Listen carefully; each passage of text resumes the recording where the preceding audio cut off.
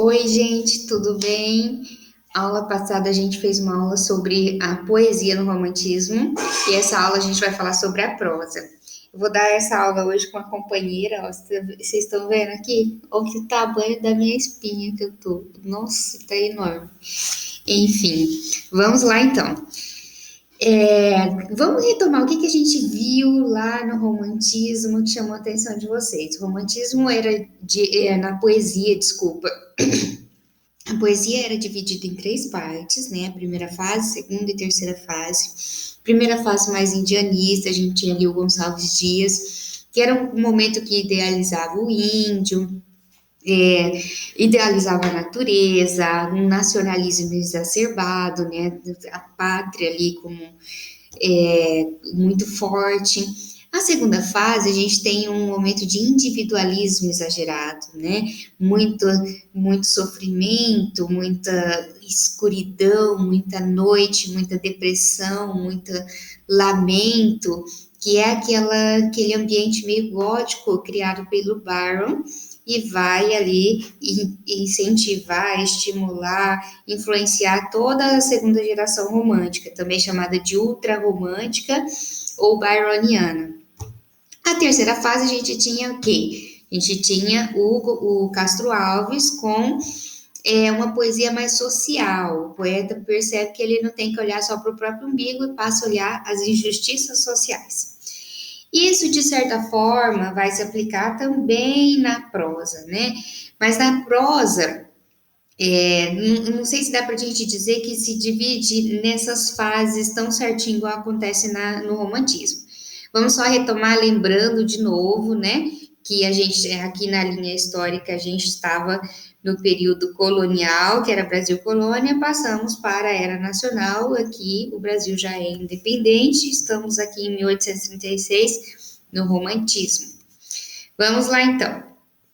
Como que, quando eu, na aula retrasada, que é a aula em que eu falei sobre contexto histórico e sistema literário, eu coloquei esse slide aqui para mostrar para vocês que o romance, a prosa no romantismo brasileiro se organiza em quatro formas diferentes. Está lá na página 76 do livro de vocês. No romance indianista, romance histórico, urbano e regionalista. O indianista, eu vou falar só sobre ele e depois vou retomando um por um. É aquele em que acontece como na primeira fase, quando a gente está tratando de poesia, a primeira fase, o índio é colocado como o protagonista, ele é comparado a um herói europeu, porque ele passa por todo aquele esqueminha que eu coloquei lá na aula de contexto histórico e sistema literário, do que é um herói. É uma pessoa simples, ingênua, frágil, passa por uma situação muito complicada, e daí ele tem uma queda, depois ele começa a se recuperar, volta mais forte e de certa forma se vinga. O índio era o herói desse momento, se construía as narrativas a partir dessa estrutura com os indígenas. É a mesma estrutura de herói europeu, mas aqui quem é o protagonista é o índio. Iracema, o Guarani são as principais obras desse período e o principal autor é José de Alencar. Vou pular já para o José de Alencar e depois a gente vai voltando conforme for passando cada uma desses estilos de romance.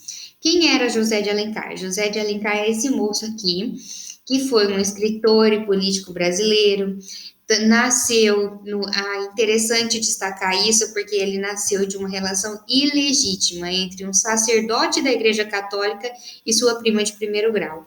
Lembra que lá no Barroco, o Gregório de Matos denunciava as putarias que tinha ali no clero, nos bastidores da igreja, o José de Alencar é fruto de uma dessas situações aí. Então, isso acontecia de fato, e a sociedade foi se formando aí como resultado dessas impurezas. Claro que isso influencia a vida dele de alguma forma, né? Em 1846, começou a faculdade de Direito, assim como todos esses autores que faziam direito ou medicina, eles fundavam uma revista. A revista que ele fundou foi Ensaios Literários. Ele, em 1856,